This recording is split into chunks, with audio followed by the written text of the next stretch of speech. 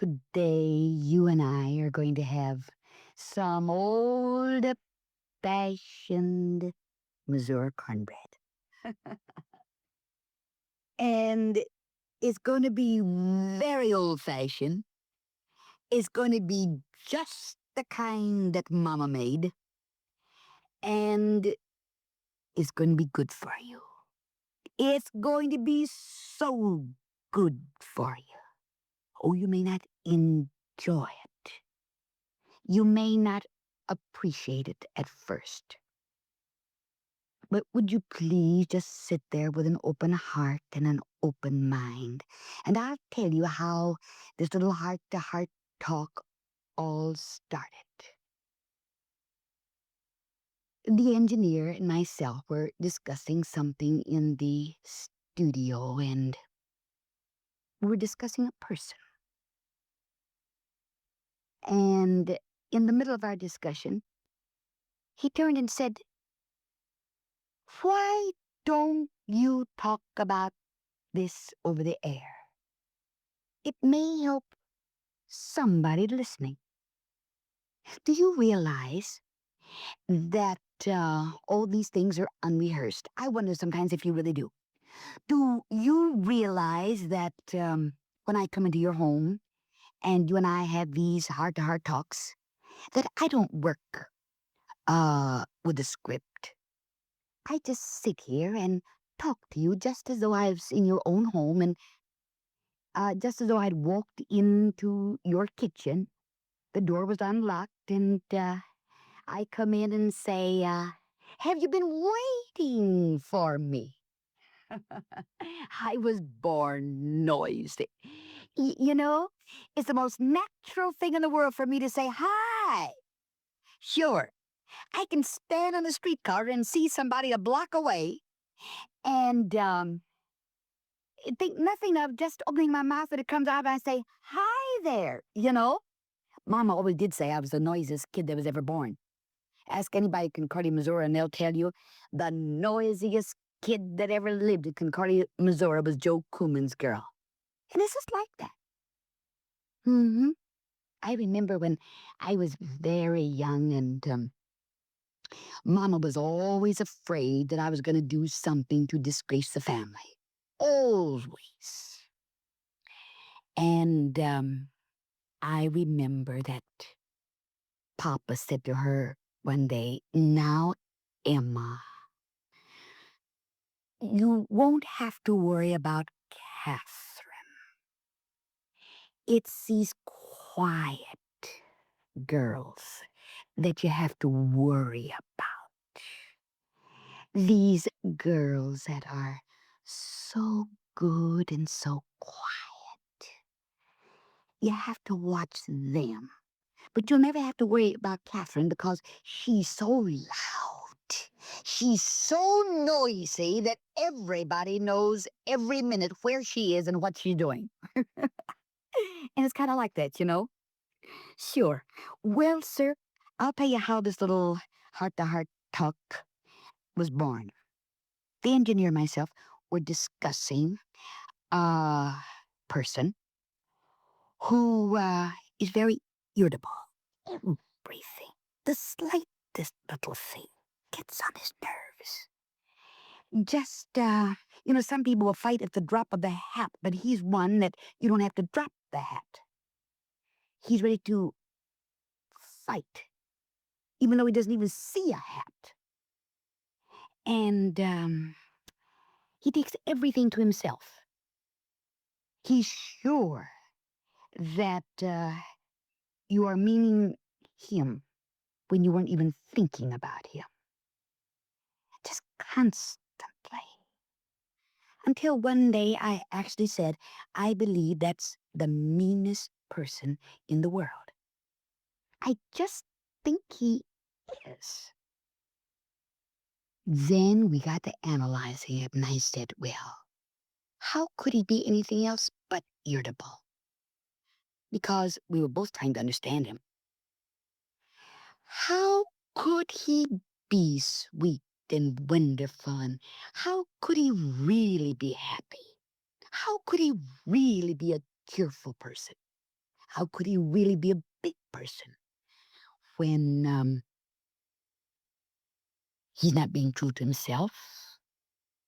His life, his personal life is very questionable. And inside of him, there couldn't possibly be peace. You know, it is impossible for a man or a woman to be living in adultery and have peace of mind and peace of soul. That thing constantly is nagging you like a cancer in the physical body. It's there. It's inescapable. There's just something about it. You may not be aware of it, but it's there. It's a constant pain. It's a constant knowing. You may not be conscious of it, but if this very moment you are living a double life, you are living in adultery. Nobody in God's heaven may know it but you and the person with whom you are committing adultery. Just the two of you feel, know anything about. It is done with such secrecy. And yet, that thing is gnawing at you. It's gnawing at you. It's dragging you down mentally, physically. It isn't long before you are wondering what's happened to your nerves. You're wondering what's happening to you. You cut people off. And the strangest thing is that you'll put the blame on everybody else but yourself. Mm-hmm. You'll blame your wife. You'll blame your husband. You'll blame your employer. You'll blame the neighbors. When really, if you just stop and look yourself directly in the face, you'll find that the trouble lies within yourself. You cannot be a thief. Oh, you may say, I haven't robbed the First National Bank. Ah, I haven't. It isn't a matter of the thousands that I am taking. It's just that, well, mentally you have sold yourself on the fact that you have a right to those things. Mm-hmm. If you were caught at it, you'd have a good argument.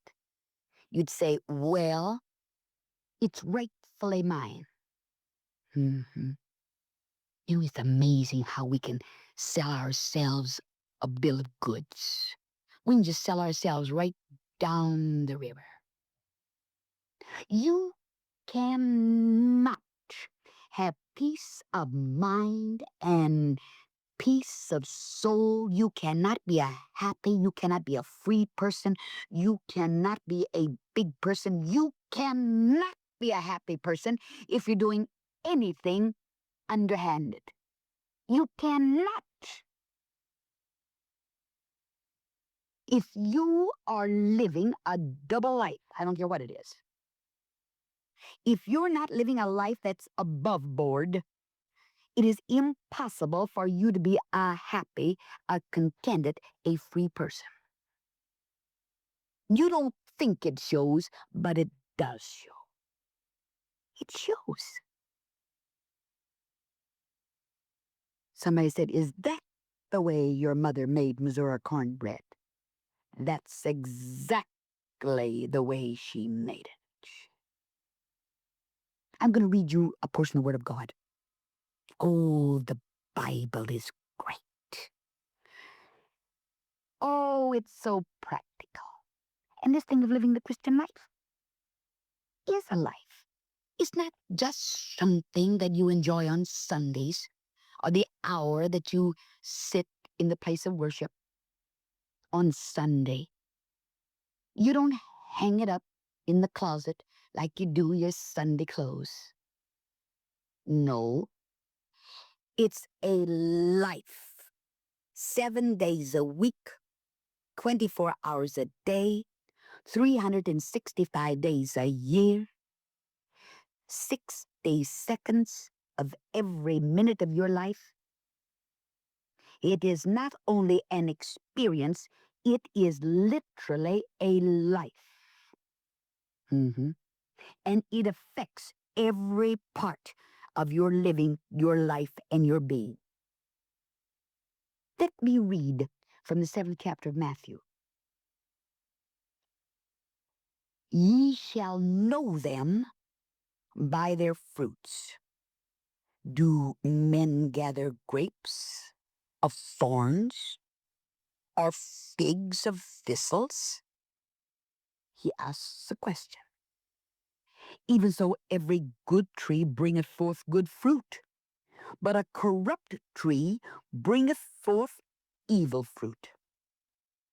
A good tree cannot bring forth evil fruit, neither can a corrupt tree bring forth good fruit. And it's just like that. Wherefore, by their fruits ye shall know them. The only way that I can know a person is by their fruits, by their outward action, their deeds, their conversation. I cannot look deep into the recesses of their hearts. I cannot look into their minds. The only way I know you is through your conversation, by the life that you live, the fruits of that life. But those fruits are a result of what you are on the inside of you. That's what Jesus is saying here. And it's just like that. You can tell a great deal about a person from just studying his attitude.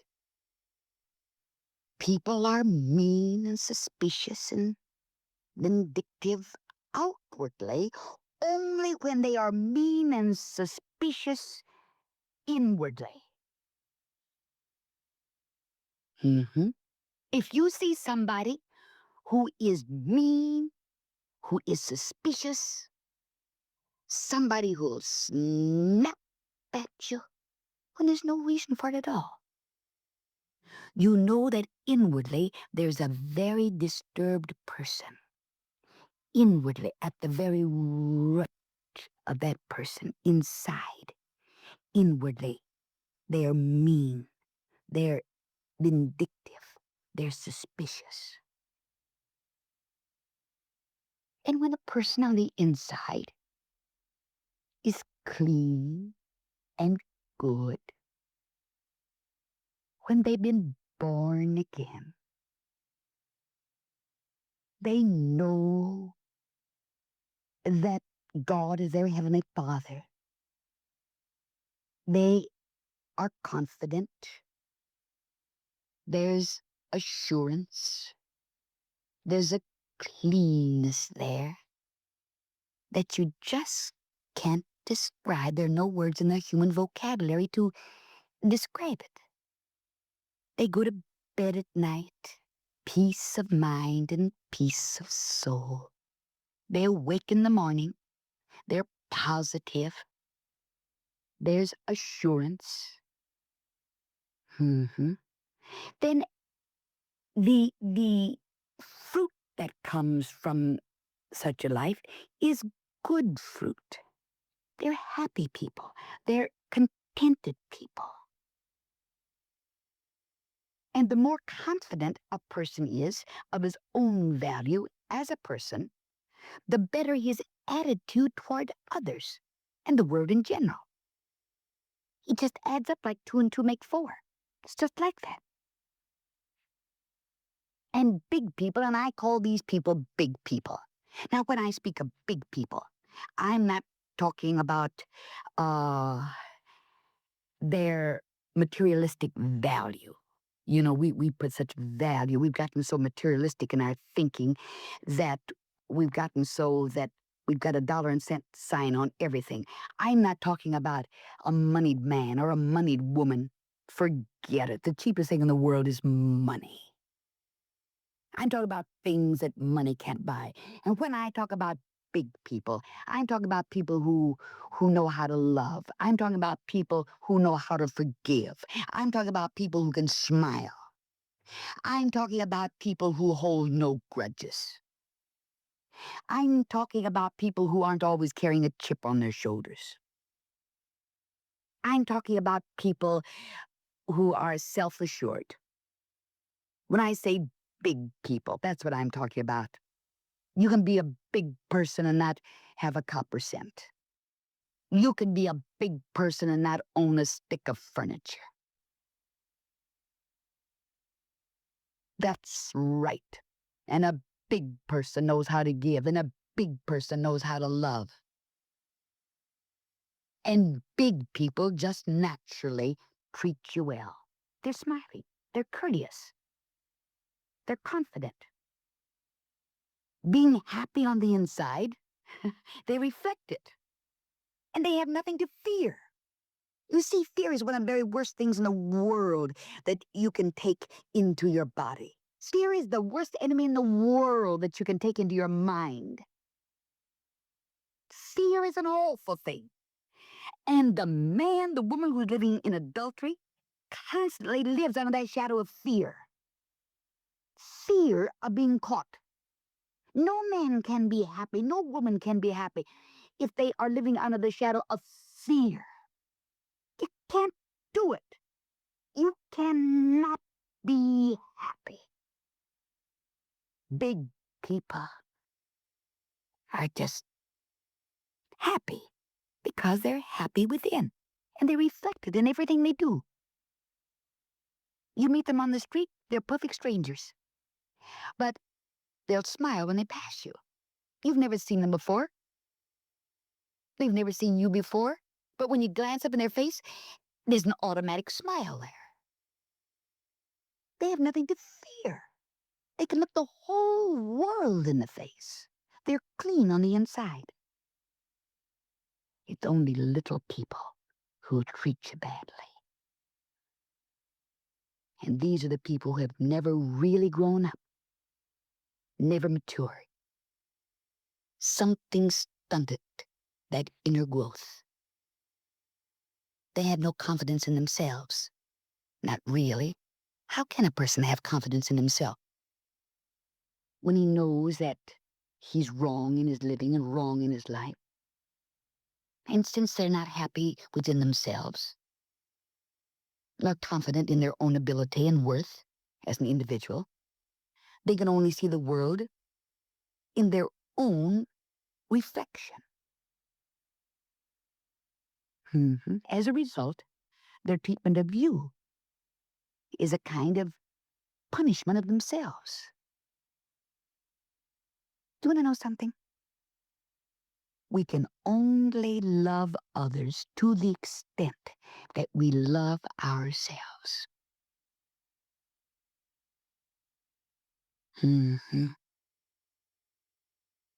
By carefully observing how others treat you, especially strangers such as store clerks and salesmen and elevator operators, the man at the gasoline station, or the fellows in the garage, or the bellboys, employees of all kinds. If you observe how they treat you, you can make a pretty good evaluation of what these people think of you, and you'll know pretty well what you really are like.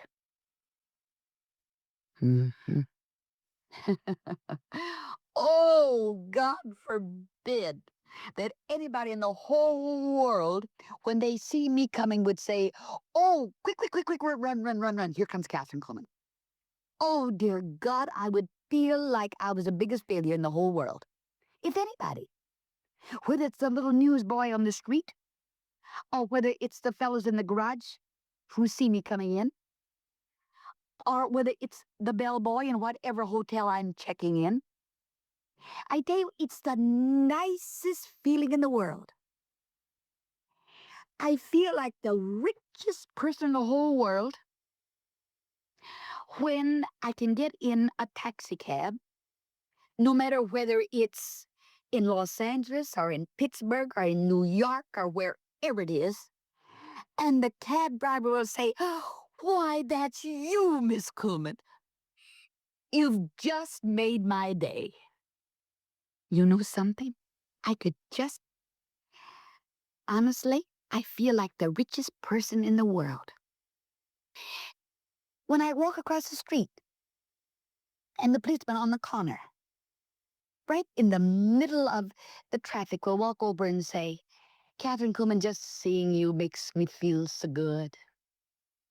The smile on your face just, I feel like it's a wonderful world just seeing you, you know.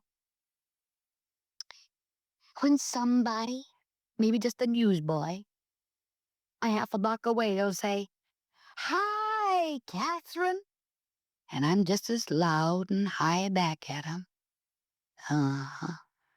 Or when the garbage collector will just rattle those old garbage cans a little louder. Oh, sure, I can see him out of the window. I've seen him empty the garbage cans and put the lid on and wait a little bit, and I didn't come out. So he just takes the top of that garbage can and he just rattles it real hard. Just 'cause he wants me to come out and say, "Hi, how are ya?" Oh, sure. Kinda makes the garbage smell a little sweeter, you know? It's like that. God forbid that anybody in the whole world, when they see Kathryn Kuhlman coming, want to run. Mm-hmm. Sure.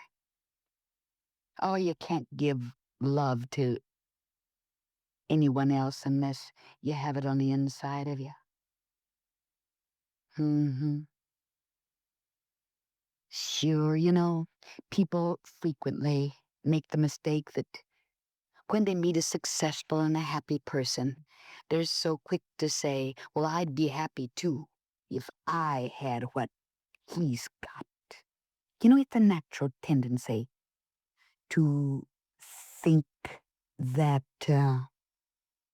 his attitude is the result of his success. It's not like that at all. That's not the case. It's just the reverse. Oh, I've heard it. You've heard it. You may have been guilty of having said it. Oh, sure. If I was in their position, I could smile too. Sure, if I had what they had, I could be happy too. I could smile. Mm-hmm. But it isn't like that. Mm-mm.